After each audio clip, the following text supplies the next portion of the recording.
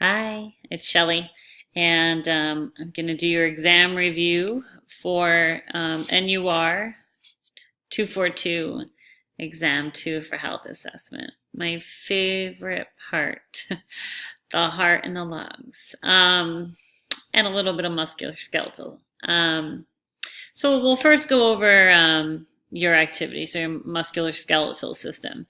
There is probably just like 1/4 the test will be on musculoskeletal. Just make sure you understand bone strength, how people keep their bones strong, how to do the musculoskeletal assessment, what's the motion of all the joints, supination, pronation, flexion, extension. So go through all your joints and make sure that you understand how, um, the motion of that joint. Make sure you understand muscle strength. When they say legs are 5 out of 5 or the arm is 1 out of 5, what does that mean?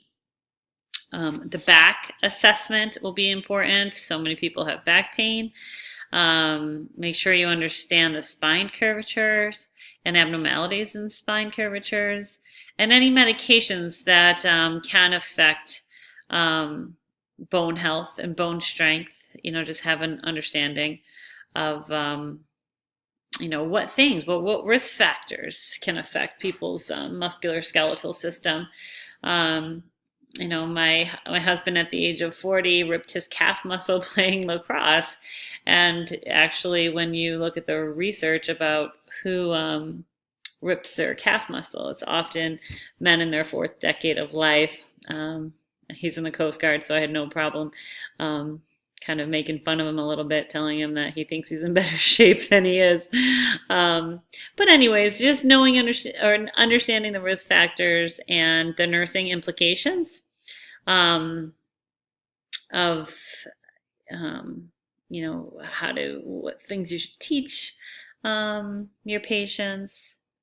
Okay. Next is moving on to the respiratory system. Basic assessment. Just learn your definitions.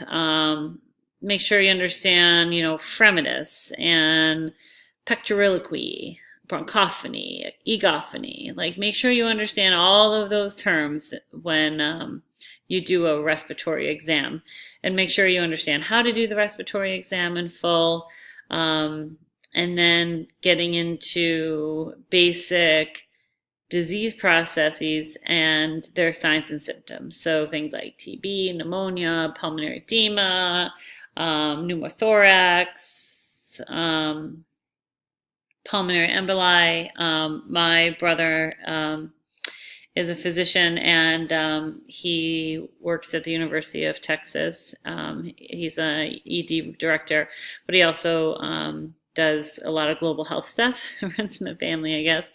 And he just got back from a 28-hour flight from Africa. When he landed, he was short of breath, could kind of pinpoint exactly where in his chest it was hurting. And, people that take these long flights are people that are sitting for long periods of time and have a risk factor of having a clot in their leg that can travel up and get lodged into your lungs and cause a pulmonary emboli. Other things that can cause, just in general, this is the reason why we don't let patients just stay in bed all the time after they have surgery. Even after major heart surgery now, we are getting these patients out of bed, walking them around. If they are in bed, they need to be on blood thinners. They need to have pneumo boots on to keep squeezing their legs to keep that blood flowing.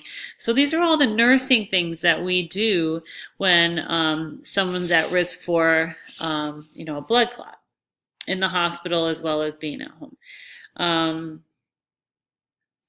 Nursing diagnoses. Make sure you understand what nursing diagnoses. Somebody asked a really great question on Blackboard the other day. Really start to think about the nursing diagnoses and why they differ. Sometimes there's a problem with oxygenation. Sometimes a problem with delivering the oxygen. I think that was the question on Blackboard.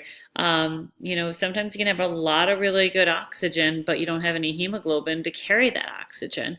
It happens sometimes in trauma patients. They lose a lot of their blood and bank blood when you give it back to a patient isn't quite ready to be carrying oxygen right away. It takes a little bit.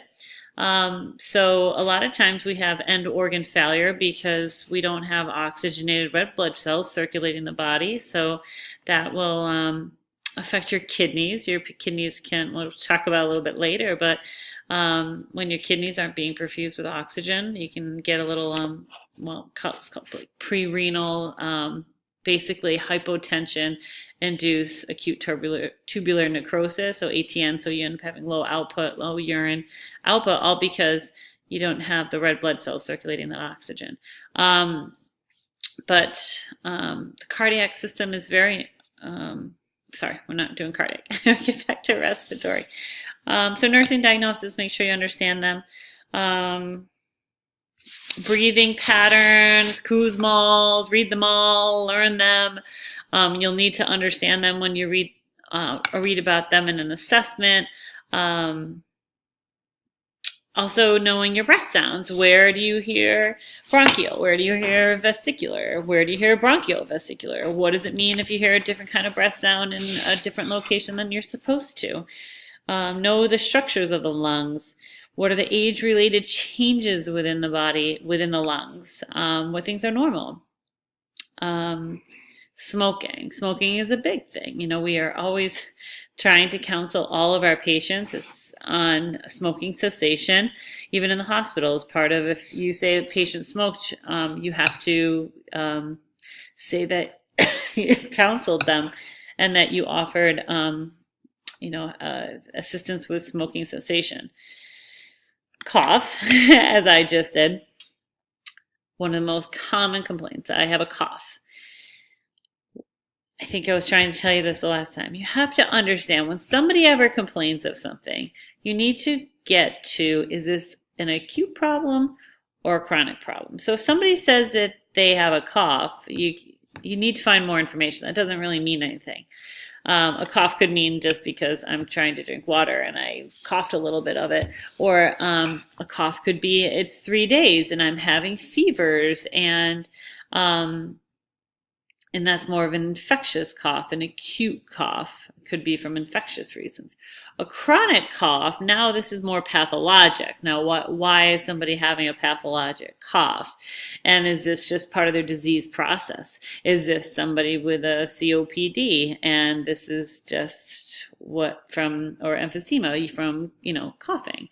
I mean, from years of smoking. So again, you have to, when somebody says they have a cough, or if you ever read a question about a cough, like really try to figure out what they're asking. Is this infectious? Is this pathologic?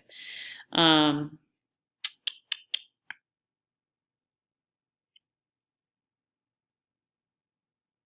moving down to auscultation. The auscultation assistant. I would do this. I would really learn this. This is going to be important for your career, important for the test, important for your final, important for your NCLEX, to really understand heart sounds. So for Module 4 was really concentrating on the cardiac assessment.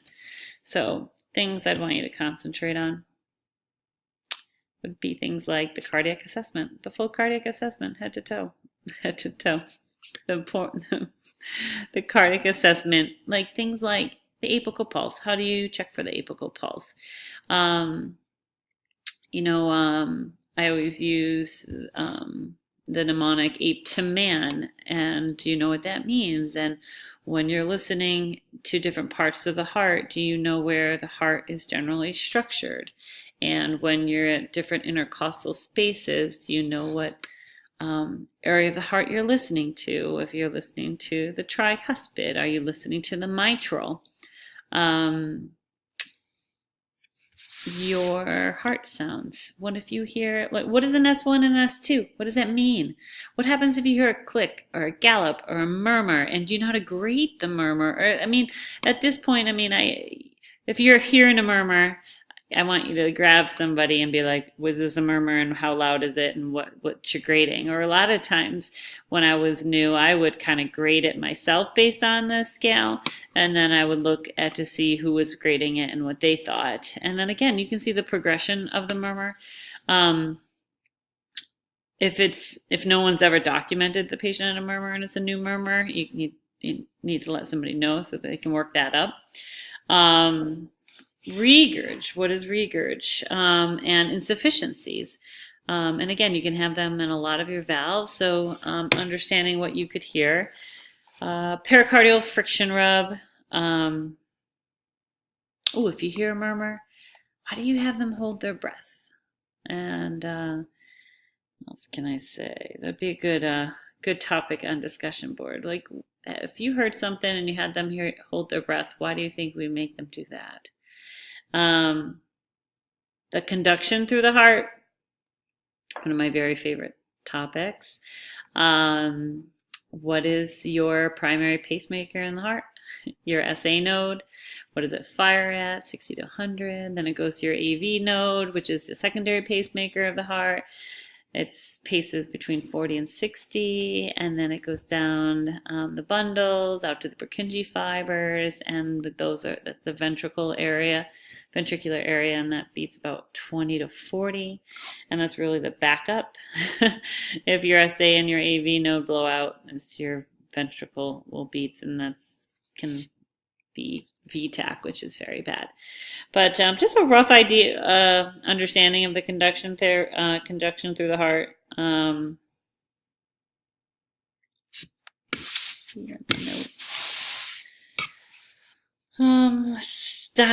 Disease processes. So heart failure, there's diastolic and systolic failure. I'm going to ask somebody to post a difference between diastolic and systolic failure, and to make sure you really know the difference between them.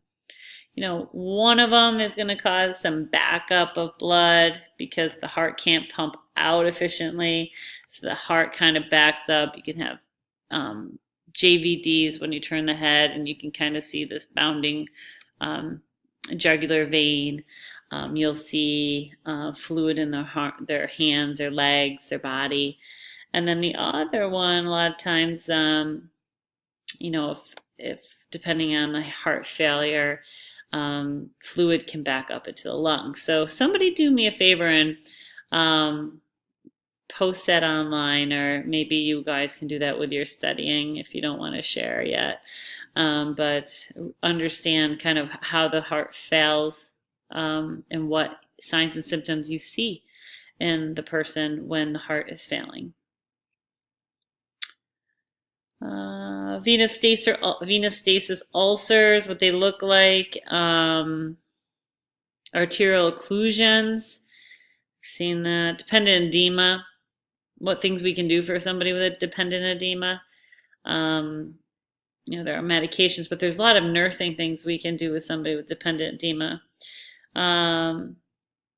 Diabetic neuropathy, your vascular assessment. So this is part of your cardiac, your vascular. So checking pulses. You know, if somebody had, I could give this analogy earlier to a student. If they had like a cast on and then you're checking, if they have a cast on their foot, you're always going to want to make sure the patient can wiggle their toes and that they have positive, we call it CSM, color, sensation, and movement. So I check for pulses. So if it's cold, that's not good. If you can't feel pulse, that's not good. If they can't feel you, if you touch their toes, they can't feel you with a cast on, that's not good.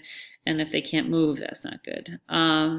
Other things would be if they had some sort of, you know, I could just think of like the carotid endarterectomy patients where you have to check a pulse just to make sure they still have pulses, or the patient who had a cardiac cath and they had that big line through their groin where they went up and looked in the heart, and now after they get out, because they accessed a major vein, major artery. And well, depending on what procedure, but if they're ever mucking around in an area, you want to make sure distal to that area there is still flow, color, sensation, movement, pulses. Medical emergency if you lose pulses.